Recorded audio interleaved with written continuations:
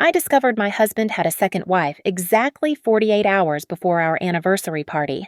He assumed our $15 million coastal estate was marital property he could leverage for his secret life. He was wrong. The house was not a home. It was a trap I had set years ago. By the time he screamed, the sale was final and his key no longer worked. My name is Wren Callahan. At 34, I had successfully buried the girl from the Midwest under layers of silk and social etiquette, but I never lost the instinct for spotting a storm before it broke. We lived in Seabrook Heights, in a $15 million glass fortress that cantilevered over the Pacific Ocean. To our followers on Instagram, my marriage to Ethan was perfect. We were the golden couple who drank vintage wine and never argued about the electric bill. The crack in the facade appeared on a Tuesday morning. The mail carrier handed me a thick envelope marked Certified Mail. It was addressed to Ethan, but the return address belonged to a major health insurance provider. I frowned because I handled all the household administration.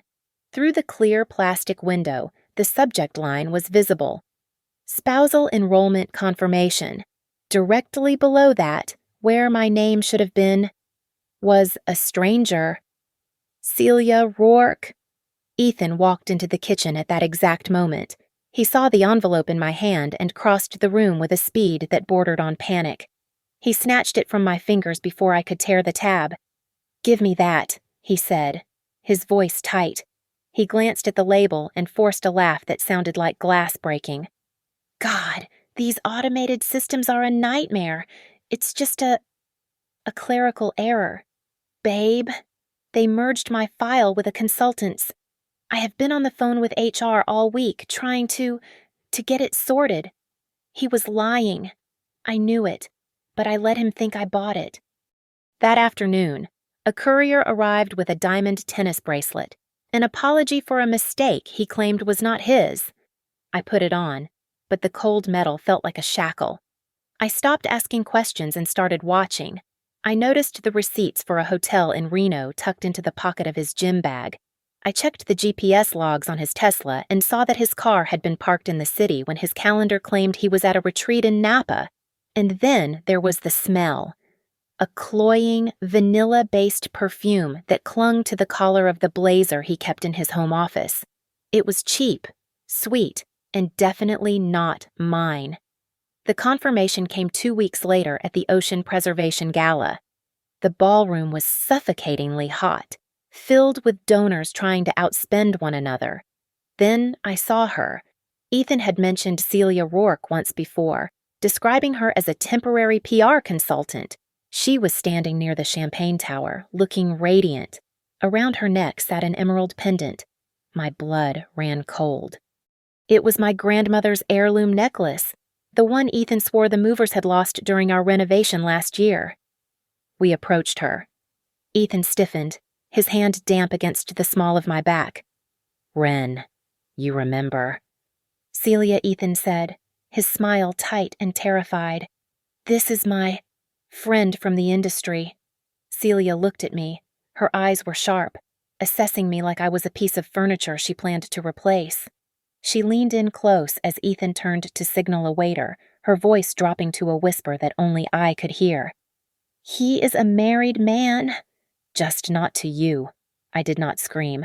I did not throw my drink. I just watched Ethan. For 0.5 seconds, his eyes darted between us, wide with absolute terror. That half second was all the confession I needed. That night, while Ethan slept the deep sleep of a man who thought he had gotten away with it, I went down to his study. He believed I was too afraid of complex financials to ever touch the wall safe. He was wrong. I spun the dial and pulled the heavy door open. Tucked behind a stack of property deeds was a high-resolution scan. It was a marriage license issued in Clark County, Nevada. The names were clear: Ethan Callahan and Celia Rourke. The date was 8 months ago. My heart hammered against my ribs, but my hands were steady. I pulled up the security camera archive on my phone. I scrolled back to the dates of my last business trip to Chicago, a trip Ethan had insisted I take for my mental health. I found the footage. The side gate opened. Ethan punched in the code. He held the door open for Celia. She walked into my house, ran her hand along my walls, and laughed at something he said. They looked like a happy couple coming home. I closed the app. Ethan thought he had 2 wives. What he did not know was that the wife standing in his study held the combination to the safe, the deed to the house, and the match that would burn his entire double life to the ground. I hired Rowan Pike through a discreet contact at my old law firm. We met in a dimly lit booth at a diner near the port, far away from the manicured lawns of Seabrook Heights. Rowan was a man of few words and even fewer expressions. He slid a manila folder across the laminated table. No drama. I told him, keeping my hands folded on my lap to hide the slight tremor in my fingers. Just the truth. Rowan nodded and opened the file. The marriage in Nevada is real. But it is not just a romantic gesture. Mrs. Callahan. It is a legal strategy. In Nevada, spousal privilege is robust. If his business dealings ever come under federal scrutiny, she cannot be compelled to testify against him. He is building a firewall. I felt a cold knot tighten in my stomach. Ethan was not just cheating. He was fortifying his position. I paid Rowan in cash and went home to dig deeper. That night, I bypassed the user-friendly interface of our joint banking app and downloaded the raw transaction logs. I exported 5 years of data into a spreadsheet. It took me 3 hours to find the pattern. On the 3rd Friday of every month, a transfer of $12,000 went to a vendor labeled Rourke Meridian Consulting. It sounded like a legitimate business expense, perhaps for crisis management or brand strategy. But I knew the name now. Rourke. It was not a consultancy firm. It was an allowance. I kept digging. I pulled the property records for our home. The house was supposed to be paid off. That was the point of buying it with my inheritance. But there was a new lien recorded against the deed. A home equity line of credit. Ethan had borrowed $4 million against the value of the house. I pulled up the digitized loan documents. My eyes scanned to the bottom of the page, and my breath hitched. There was my signature. It was not a forgery.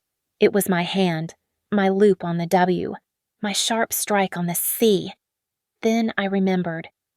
2 years ago, I had been bedridden with a severe bout of pneumonia.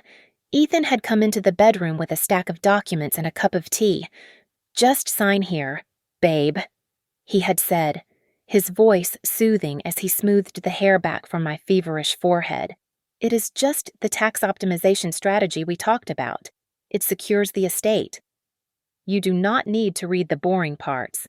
I had signed because I trusted him. I had signed away $4 million of equity while he checked my temperature." My phone buzzed. It was Rowan again. "I found something else," Rowan said, his voice crackling over the encrypted line. "The contact person for that credit line. It is not Ethan. It is Celia Rourke. She is the one negotiating the terms with the bank. She is managing the debt he took out on your house." I hung up and walked to the library. I found Ethan's old iPad tucked between 2 art history books. He thought he had wiped it, but he was lazy with his digital trash bin. I recovered a deleted email thread from 6 months ago. Ethan had written to Celia stop worrying about her finding out. "Wren will never leave. She loves this house more than she loves me. It is her identity. As long as she has the ocean view, we are safe." I stared at the screen. The anger did not feel like fire. It felt like ice. It settled in my chest, heavy and permanent. He thought the house was my weakness. He thought these glass walls were the bars of a golden cage that would keep me compliant while he played house with another woman on my dime. He was wrong. The house was not my identity. It was an asset, and assets are liquid. I walked to the window and looked out at the dark Pacific Ocean crashing against the rocks below. I did not see a home anymore. I saw $15 million of leverage. I whispered to the empty room. He married her in secret, so I will sell the house in secret. Marisol Crane was not the kind of lawyer who offered you a tissue. She was the kind who offered you a roadmap to total annihilation. Her office was a fortress of glass and steel in downtown Los Angeles, devoid of family photos or sentimental clutter. She reviewed the file Rowan had sent over, her face impassive. "Wren, look at me," Marisol said, closing the folder with a sharp snap. "Do you want justice, or do you want to win? I want him to hurt."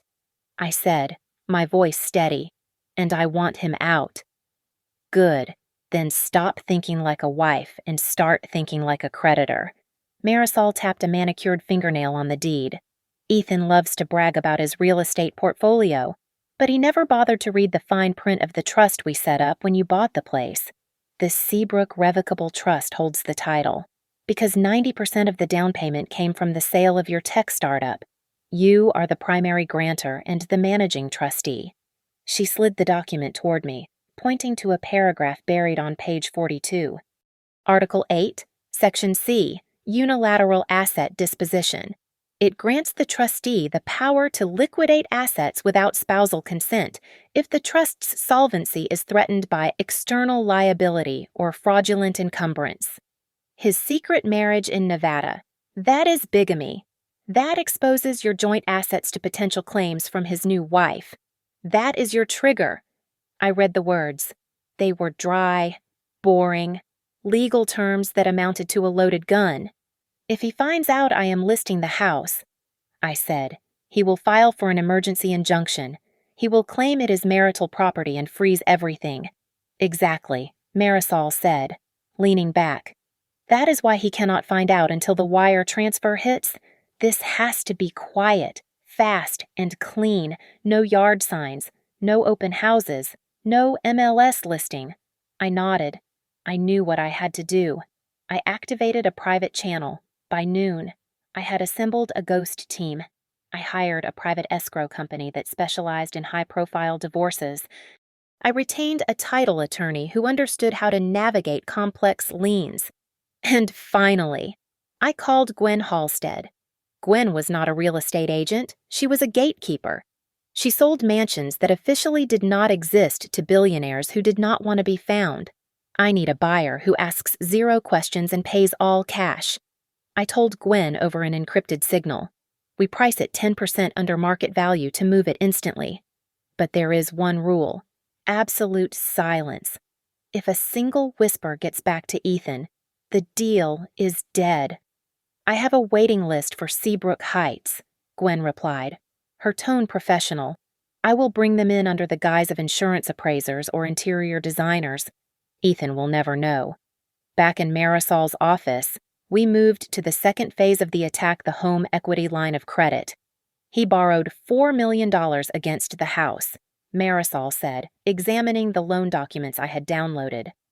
"And you are sure you did not sign this modification agreement?" "I am sure," I said. "Prove it." I pulled up my medical records on my phone. The modification is dated October 14th of last year. "Look at this." I slid the phone across the desk. I was in the hospital for a minor surgery on my ankle. I was under general anesthesia at 2 in the afternoon, which is exactly when this notary stamp claims I was signing papers in a bank branch 10 miles away. Marisol smiled for the first time. It was a terrifying expression. "Perfect. We do not use this yet. We let him think he got away with the forgery. If he tries to sue you after you sell the house, we drop this on the judge. He will be walking into a courtroom to argue for his share of the profit, and he will end up arguing against a bank fraud indictment." I gathered the papers, feeling a strange sense of calm. The heartbreak was gone, replaced by the cold precision of a surgical procedure. I was no longer asking myself why Ethan had betrayed me. That question belonged to the past. I looked at the signature page of the trust agreement, the trap I had inadvertently set 10 years ago. The only question that mattered now was how to close the steel jaws of this trap without getting my own blood on the floor. I slipped into the role of the oblivious wife with the ease of putting on a silk robe. I cooked risotto, poured the wine, and asked Ethan about his day with a smile that did not quite reach my eyes. Inside my head, however, I was not planning a menu. I was running a transaction checklist. Every time he complimented the food, I mentally checked off another box title search. Completed. Escrow instructions. Drafted. Bridge loan. Approved. Ethan began to play his part too, though he was guilty of overacting. He came home with extravagant bouquets of peonies that cost $300 a pop. He surprised me with brochures for a summer getaway to the Amalfi Coast. "We need to reconnect." "Babe," he said, massaging my shoulders while I did the dishes. "Just you and me. No phones. No work. That sounds lovely." I lied, rinsing a plate. "But before we go, I really want to host a small anniversary party here. Just a few friends, to celebrate 10 years. He hesitated, but the guilt made him compliant. "Of course, whatever you want." It was the opening I needed. 2 days later, Gwen Halstead arrived at the front gate.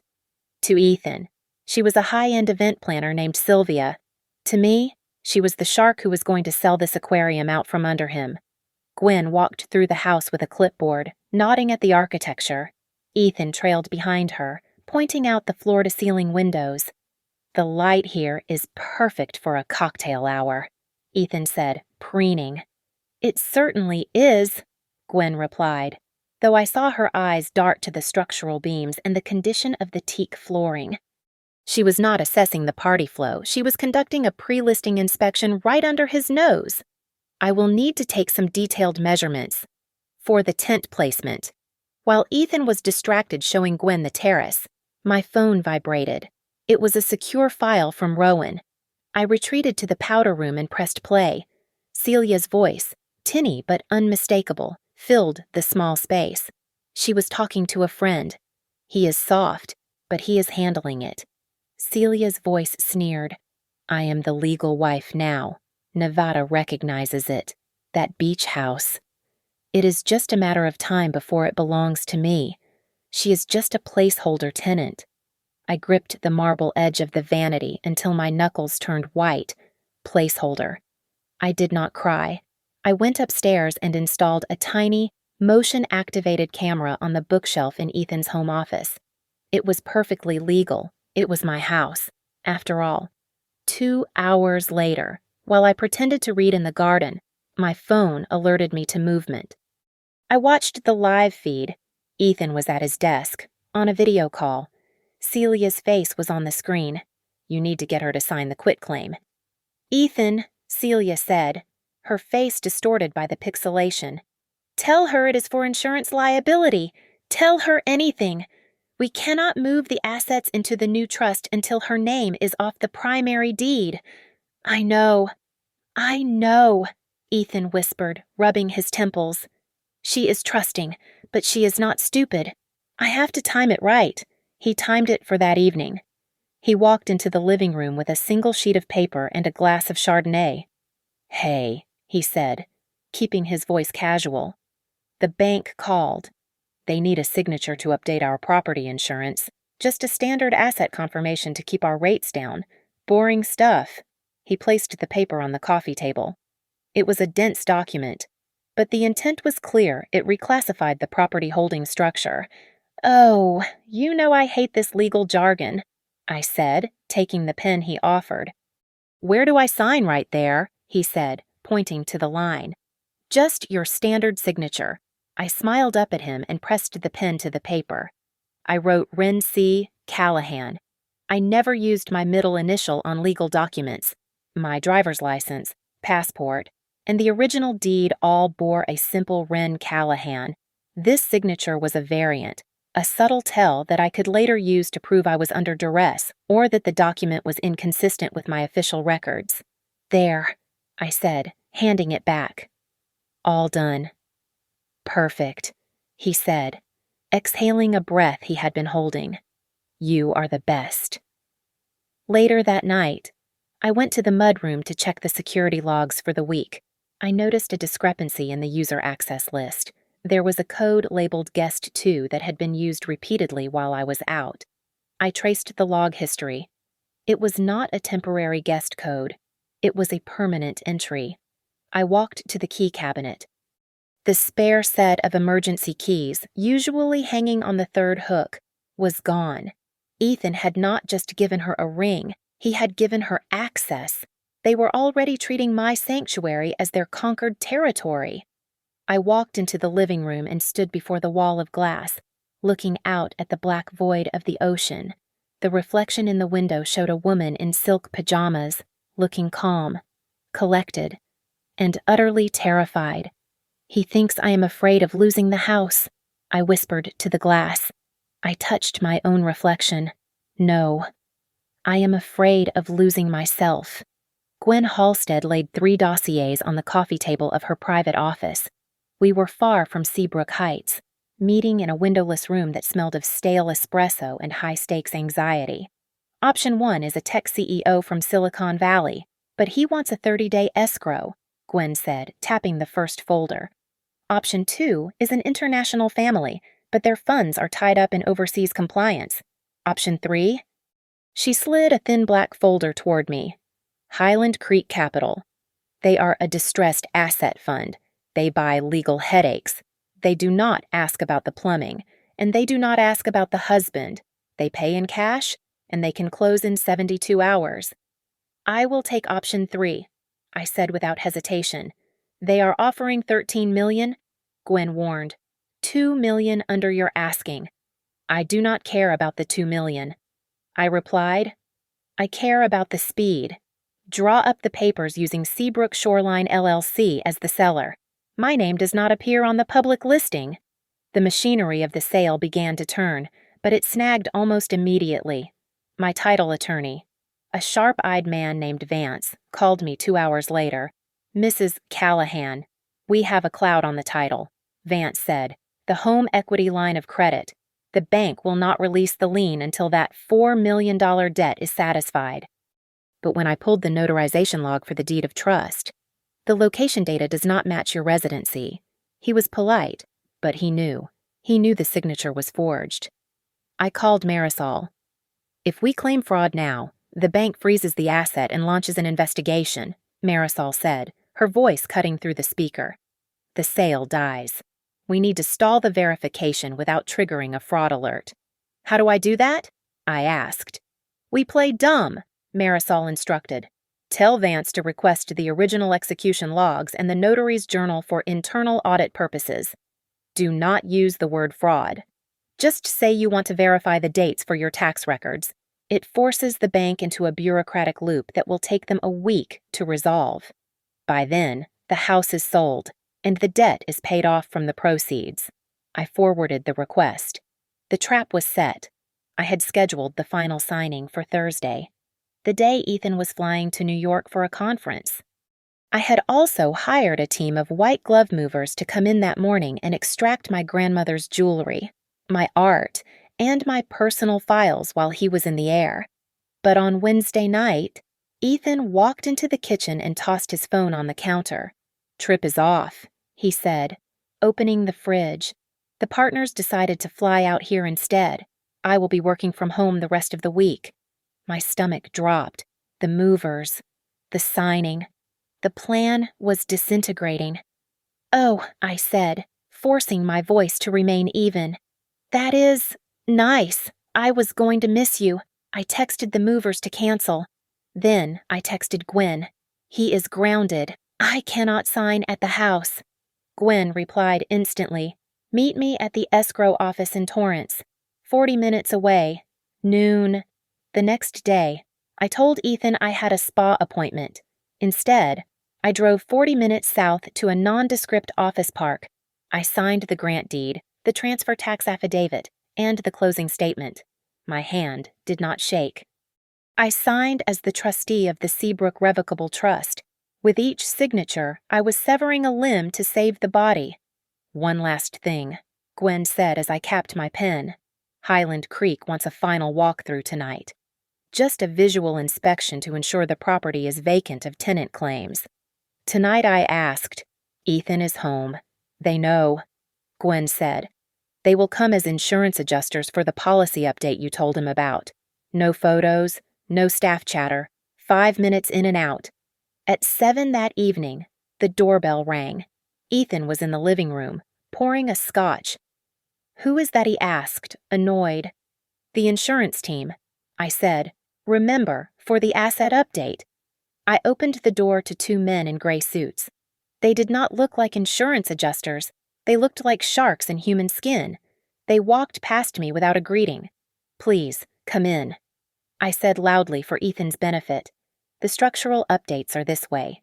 I led them through the house. They ignored the ocean view. They ignored the marble countertops. They walked straight to Ethan's home office. Ethan looked up from his desk, startled. "Hi," Ethan said, standing up. "Can I help you? Gentlemen?" The taller man stared at Ethan for a long, uncomfortable second. Then his eyes shifted to the wall behind Ethan specifically, to the built-in mahogany panel that concealed the wall safe. "Just checking the fire suppression systems," the man said. His voice was flat. They stared at that safe for 10 seconds too long. It was not an appraisal. It was a confirmation. They wanted to know exactly where the leverage was kept. As I escorted them out, my phone buzzed in my pocket. I waited until the heavy front door clicked shut before I checked it. It was a text from a number I did not recognize.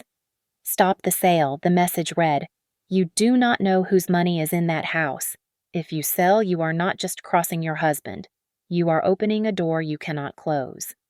I stared at the screen. A second message popped up. "Please." I processed the HELOC. "I know what he did. Do not sell." I looked back at the house, glowing warm and golden against the night sky. It was too late. The papers were signed. The door was already opening. The text from the unknown number led me to a parking garage in downtown Los Angeles at 10 o'clock at night. I sat in my car with the doors locked until a man in a rain-soaked trench coat tapped on the passenger window. It was the junior loan officer from the bank, a man whose hands shook as he slid into the seat beside me. "He is being flagged," the man whispered, refusing to make eye contact.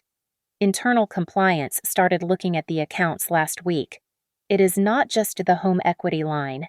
It is misrepresented collateral. He is moving funds through construction projects that do not exist." I felt a chill that had nothing to do with the air conditioning. "Is he laundering money? I cannot say that," he stammered, wiping sweat from his upper lip. "But the collateral documents, the ones securing the new investors, they require spousal consent. If those signatures are bad, I go to jail. Please, tell me you signed them."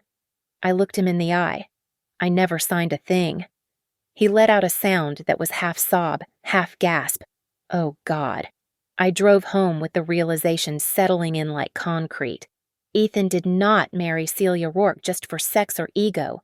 He married her because he needed a Mrs. Callahan who would sign whatever he put in front of her. I was the wife with the assets, but Celia was the wife with the pen.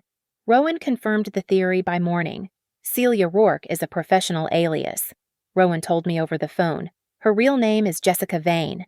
She has been named in 3 civil suits for fraudulent consulting in Florida.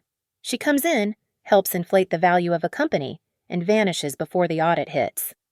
I went to the library and logged into the family cloud account, bypassing the user-friendly photos and digging into the synchronized files from Ethan's iPad. I found a folder named Investor Deck, Q3. I opened the presentation. There, on slide 4, was a photo of my home, my sanctuary, listed as the primary asset for a shell company called Obsidian Holdings. He was not just stealing from me, he was selling me. He was using my credit, my reputation, and my home to anchor a criminal enterprise, using forged signatures to keep the money flowing. I called Marisol. "We are not just selling a house anymore," I told her. "We are dismantling a crime scene. Then we stop being polite." Marisol replied, "We use the sale as bait. If he is leveraging the house for illegal loans, the moment the title transfers, his house of cards collapses. But we need to make him panic first. We need him to make a mistake." She drafted a formal notice to the bank's fraud department. It was short and brutal. It requested a hold on all mortgage modifications and demanded the release of the digital signature logs. The final line was the dagger I, Wren Callahan. Certify under penalty of perjury that I was not the signer of the modification dated October 14th. I sent it. By evening, the atmosphere in the house was suffocating. Ethan was pacing the living room, his phone glued to his ear. "I do not know what you are talking about," he hissed into the receiver. "It is a clerical error. Do not freeze the account." He hung up and turned to me, his eyes wild. "Did you get any calls today?" he asked, trying to sound casual but failing miserably. "From the bank. Or anyone asking about paperwork." I looked up from my magazine, keeping my expression perfectly bored. "No, just the usual spam. You look terrible." "Ethan, maybe you are just stressed. You should sleep." He looked at me, searching for a crack in my armor, but I gave him nothing. He stormed off to his office, and I heard the sound of drawers being ripped open. Then the doorbell rang. I checked the security feed. My heart hammered against my ribs. It was her. I walked to the front door and pulled it open. Celia stood on the porch. She was not hiding in the shadows anymore. She was wearing a white coat that looked suspiciously like one I had donated last year, and she held her chin high. "Can I help you?" I asked. She stepped forward, invading my personal space. "I am done waiting in the car while he spins lies to you. I am here to talk to my husband." "Your husband is busy," I said, blocking her path. She smiled, a cruel, sharp thing. "You do not get it, do you? You are just the roommate with the checkbook. I am the one he trusts. In the eyes of the state of Nevada, and in the eyes of his partners, I am Mrs. Callahan." I looked at her. I looked at the woman who thought she had won the prize. She had no idea she was standing on the deck of a sinking ship. "Mrs. Callahan." I tested the name on my tongue. "Cold and flat. Good. Then you will be the first one to lose the house." Ethan cooked filet mignon that night. The meat was rare, bleeding onto the white porcelain, and the wine was a vintage Cabernet from the year we met. He was setting the stage for a performance of contrition, but the air in the dining room was so thick with tension it felt like we were underwater. He waited until the dessert course to slide a blue linen folder across the table. "I have been thinking about how to protect you," Ethan said, his voice dropping to that smooth, persuasive register that had won over investors for a decade. With the market being so volatile, and the investigation, I think we should separate our assets.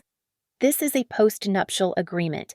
It transfers the controlling interest of the trust to me, just temporarily. That way, if anyone comes after the house, your name is clear." I picked up the document. It was a masterpiece of legal theft. If I signed this, I would be signing away my authority to sell, my authority to manage, and my authority to evict him. I looked at the signature line waiting for my ink. Then I looked up at him, keeping my face perfectly still. "When did you marry Celia?" I asked. Ethan froze. His wine glass stopped halfway to his mouth. For exactly 1 second, the silence was absolute. Then he set the glass down, a little too hard, and forced a laugh that sounded like dry leaves crunching. "What, Wren? You are being paranoid again. I told you. Celia is I placed my phone on the table between us and pressed play. The audio from the hidden camera in his office filled the room. You need to get her to sign the quitclaim."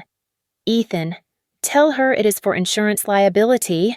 Ethan's face went pale, then mottled with red. The charm evaporated, replaced by a sneer I had never seen directed at me. He did not apologize. He leaned forward, his elbows digging into the tablecloth. "You should not have recorded that," he said, his voice low and dangerous. "You do not understand the stakes. Explain them to me," I said. "I married her for spousal privilege," he confessed, the words spilling out with a mix of arrogance and desperation. "The SEC is circling. If they indict me, they will subpoena everyone. A wife cannot be compelled to testify against her husband. Celia knows where the bodies are buried because she helped me bury them. I had to lock her down legally. It was a shield. I felt a cold shiver run down my spine. It was so calculated, so devoid of humanity. So," I asked, my voice barely above a whisper. Did you marry her to hide from the law, or to hide from me? Ethan looked me dead in the eye. Both. He took a sip of wine, regaining his composure. And now that you know, you are going to sign that postnup. Because if you do not, I will let the bank know that you were a willing participant in the fraud. That home equity line of credit, it has your signature on it. You are on the hook for $4 million of debt. If I go down, Wren, I am taking you and your perfect credit score with me. He thought he had checkmated me. He thought the fear of debt would make me obedient. I reached into my pocket and pulled out the photocopy of the loan document I had saved weeks ago. I slid it over the postnup. Look at the signature. Ethan, I said calmly. Look at the middle initial. Wren C. Callahan. I never sign with my middle initial. And look at the date. October 14th. I was in the recovery room at Cedars-Sinai Hospital recovering from ankle surgery. I have the hospital logs and the anesthesia records. That signature is a forgery, and I can prove it in any court in California. Ethan snatched the paper. His eyes scanned the date, and I watched the blood drain from his face. The leverage he thought he held crumbled into dust. You set me up, he whispered. You knew, I knew, I confirmed, and forgery is a felony. Ethan stood up, his chair scraping violently against the floor. He looked at the door, then back at me. The arrogance was gone, replaced by pure, unfiltered panic. He rounded the table and grabbed my hand, his grip sweaty and trembling. Wren, please, he begged, his voice cracking. I can fix this. We can fix this. Do not go to the police. If they see this, I will go away for 20 years. I will give you anything. Just do not destroy me. This was the moment. If I pushed too hard, he might do something unpredictable. He might run, or he might get violent. I needed him paralyzed. I needed him to think he still had a chance until the clock ran out. I let my shoulders slump, feigning exhaustion. I pulled my hand away gently. I do not want you to go to jail. Ethan, I lied. I just want to be safe. I need time to think. Take all the time you need, he said quickly, nodding like a bobblehead. I will sleep in the guest room. I will not touch the accounts. Just, let's keep this in the house. Okay, I said softy. Just stay in the house. Do not do anything rash. We will figure it out. He exhaled, a sound of immense relief, believing he had manipulated me one last time. He retreated to the guest room, thinking he had bought himself a grace period. He did not know he had just agreed to stay inside a trap that was already springing shut. I waited until I heard his door click. I walked into the powder room and locked the door. I pulled out my phone and typed a message to Marisol. It was 2 words, but they carried the weight of a 10-year marriage ending. Proceed. Now. The countdown began at exactly 72 hours before the closing. The escrow officer handed me the final grant deed across a glass table in a rented conference room. I signed my name, the ink flowing smoothly, finalizing the transfer of the Seabrook Revocable Trust's primary asset to Highland Creek Capital. It was too easy. The silence from the other side was not peaceful. It was the heavy, pressurized silence before a detonation. By noon, the first crack appeared. Gwen Halstead called me on the burner phone. He is fishing, Gwen said, her voice clipped. I just received a cease and desist letter from a corporate lawyer representing Ethan. It alleges unauthorized solicitation of assets and demands the name of any potential buyers. Did you give it to him? I asked, gripping the steering wheel. Of course not, Gwen scoffed. I activated the NDA and the blind buyer structure. I told his lawyer that due to the sensitive nature of the inquiry, the buyer's identity is sealed under a confidentiality agreement. Ethan cannot see who is buying, and he cannot stop a sale he cannot identify. But Wren, he knows something is moving. He is terrified. I hung up and drove to a coffee shop in the next town, pretending to be at my weekly spa appointment. I opened the security app on my phone. The motion sensor in the library triggered. On the small screen, I watched Celia Rourke let herself in through the side door. She was not wearing her confident smirk today. She looked frantic. She went straight to the filing cabinet, ripping drawers open, tossing files onto the floor. She was hunting for the trust agreement. She was hunting for the deed. She wanted to know if the house was still ours. Keep looking. Honey, I whispered to the screen. It is not there anymore.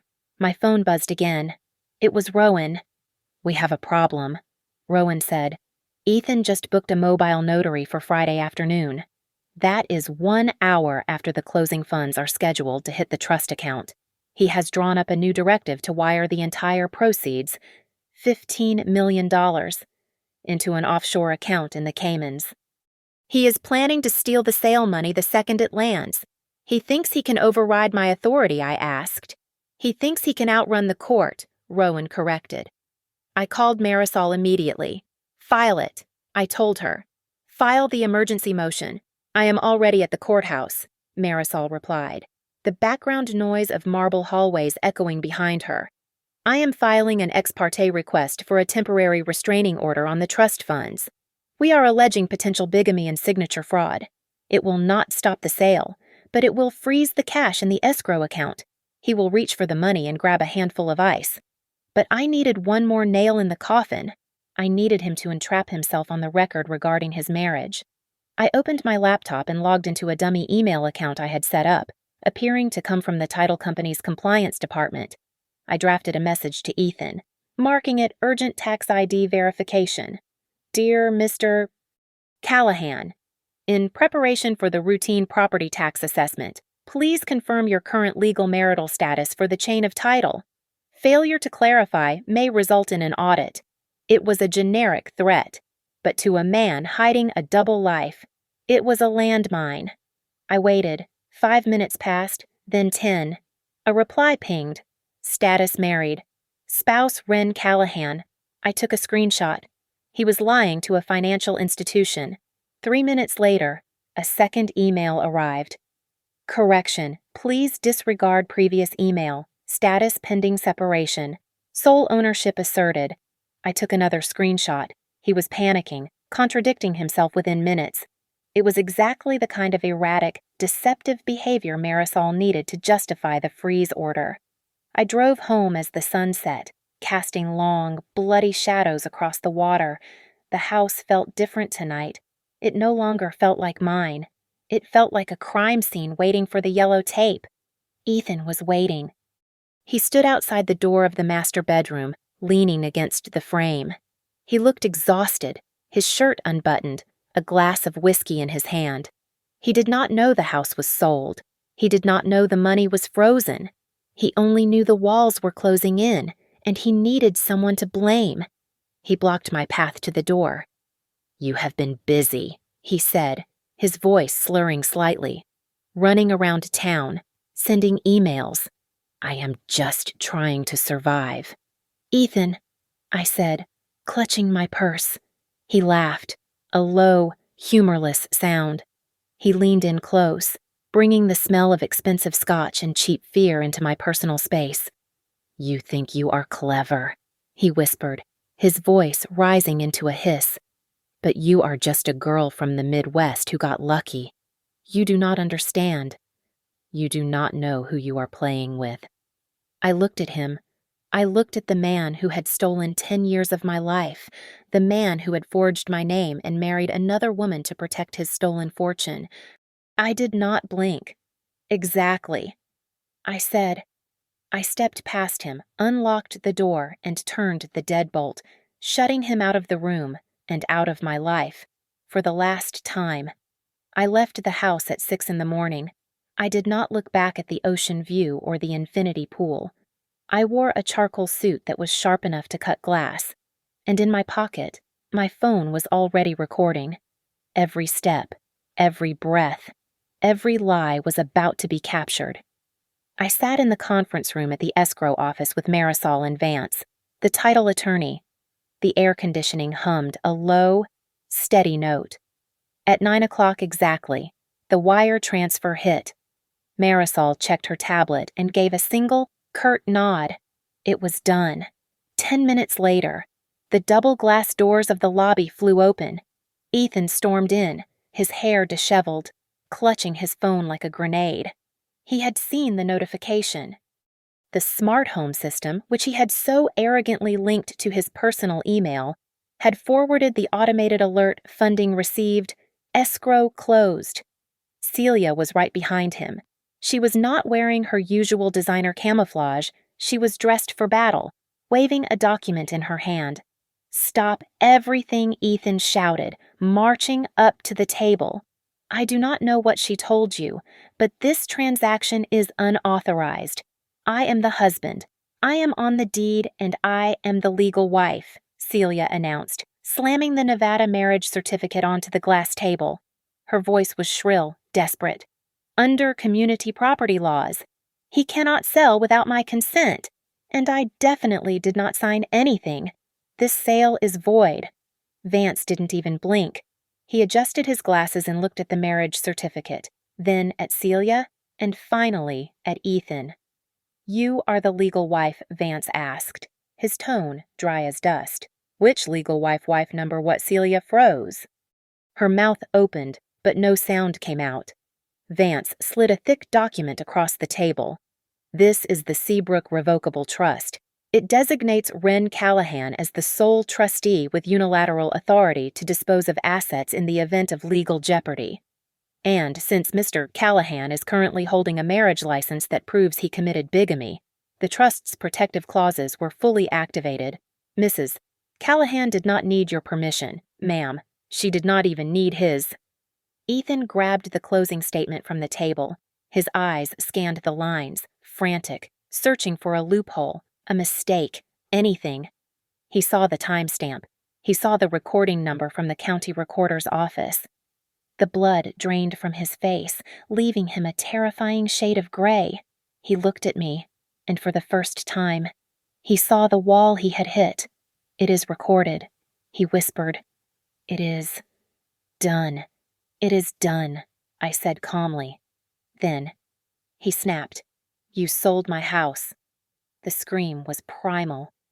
It tore through the polite silence of the office, vibrating against the glass walls.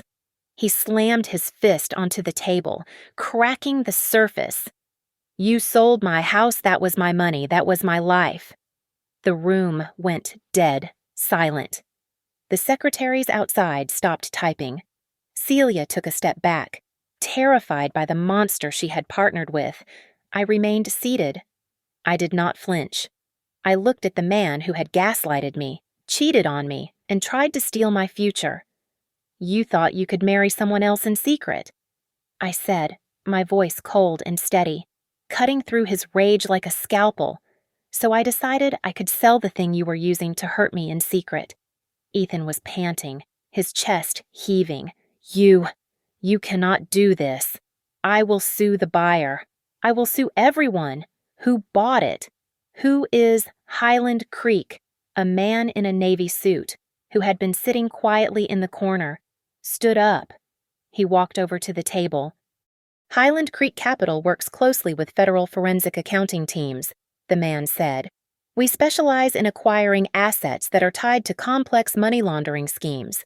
We purchase the property to freeze the chain of title, creating a clean stop in the flow of funds so investigators can trace the original source." Ethan's knees actually buckled. He grabbed the back of a chair to stay upright. He realized instantly that he had not just lost the house. He had lost his laundromat. The clean asset he needed to wash his dirty money was gone, replaced by a team of auditors who were now holding the microscope. At that exact second, Ethan's phone began to ring. It was a loud, jarring trill in the silent room. He looked at the screen. It was the bank. He answered it, his hand trembling so hard he nearly dropped the device. "This is Ethan," he croaked. He listened for a moment. His eyes went wide, staring at nothing. "What do you mean?" "Frozen." He stammered into the phone. No, I did not authorize a review. Wait. He lowered the phone slowly. He looked at Celia, then at me.